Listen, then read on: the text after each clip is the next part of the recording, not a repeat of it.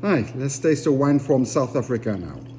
Let's go to Stellenbosch, introducing Rustenberg, John X. Merriman, Stellenbosch 2021. Stellenbosch is the grand region. Well, all the other regions are not going to agree with the statement, but Stellenbosch is like the Napa Valley, if you want, of South Africa. Paarl, Paarl, which is next to it, is very much in the same caliber, but Stellenbosch is driving distance from Cape Town, so it's a very easy part to visit when you're in South Africa here.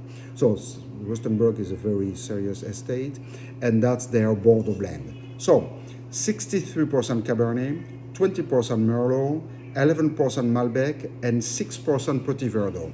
If we had added Cabernet Franc, that would be the 5 grape of Bordeaux. But that's what they are doing there.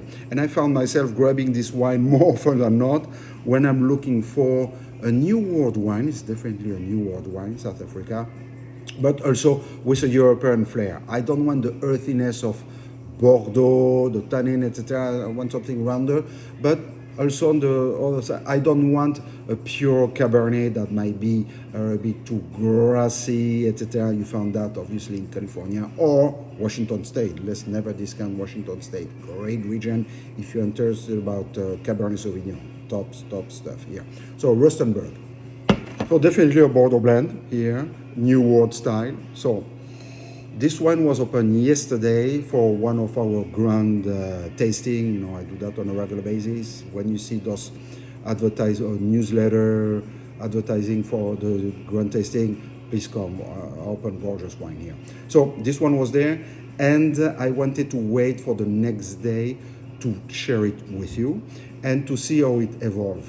Cheap wine, the next day they smell like skunk. The chemical, the crap, the processed stuff, etc.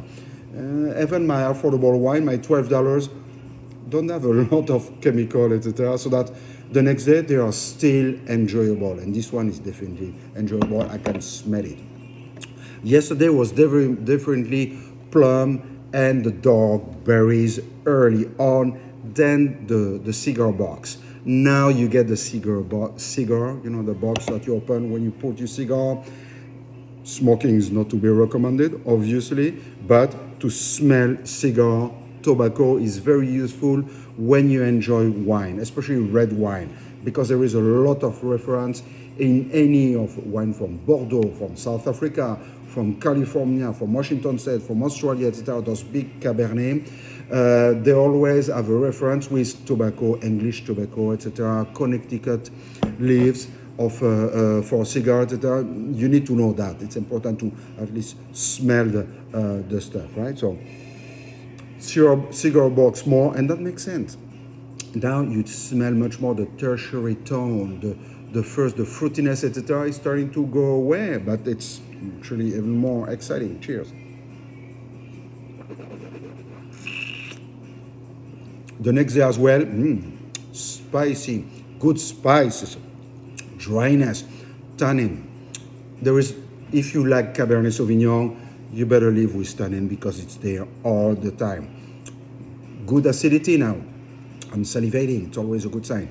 So you cannot have a Cabernet Sauvignon without tannin. This tannin is going to help the Cabernet and other red grape actually to last and to develop into something bigger.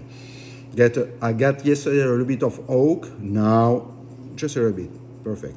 And now much less. It's definitely a complex wine. That means it's not linear. It gives you something and that's it. No, every time you taste it, something else. This is beautiful wine. I think it's in the $29 or $30 or something like that. It's a very good value, I have to say. If that was in Napa, that would be $15 or $20 more. To be decanted, I didn't decant it. It wasn't like that. It was decanting, by itself in the bottle since yesterday, almost 24 hours. So California meet the New World in this wine. California meet Bordeaux in this wine. Rustenberg from Stellenbosch. Cheers.